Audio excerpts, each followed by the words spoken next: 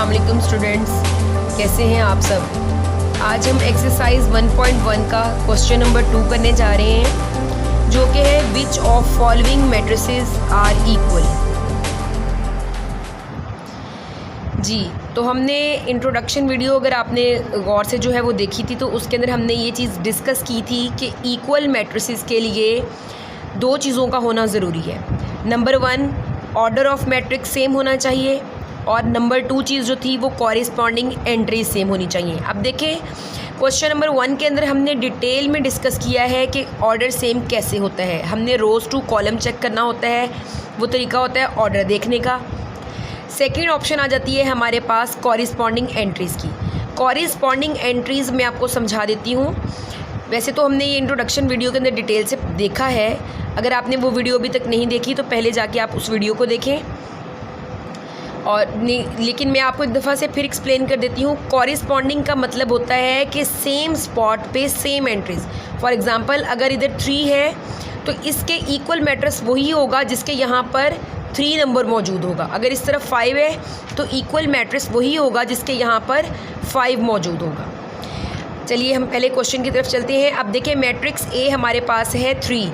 अब आप अगर देखते हैं इस 3 के अंदर हमारे पास इसका, अगर हम मैट्रिक्स ए का ऑर्डर चेक करते हैं जी, मैट्रिक्स ए के अंदर हम अगर ऑर्डर देखें तो ये है जी 1 बाय 1, यानी 1 रो 1 कॉलम।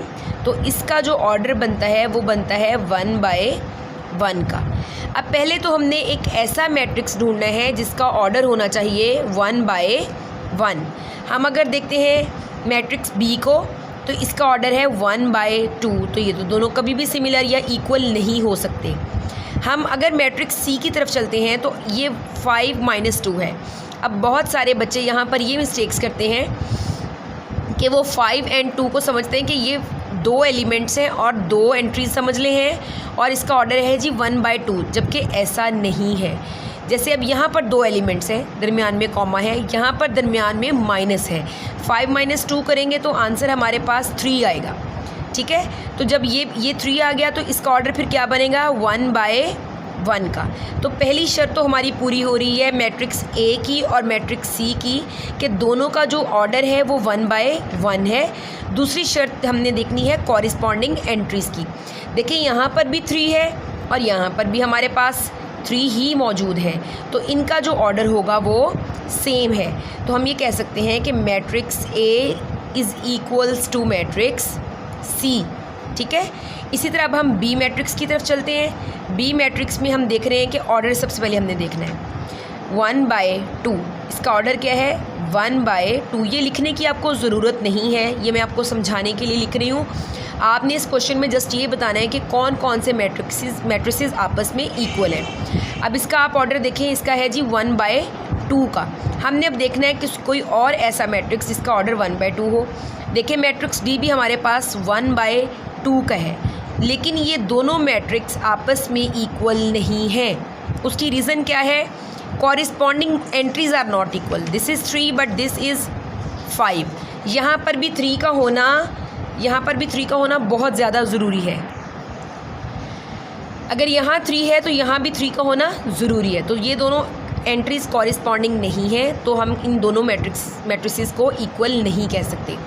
हम चलते हैं अपने अगले मैट्रिक्स की तरफ।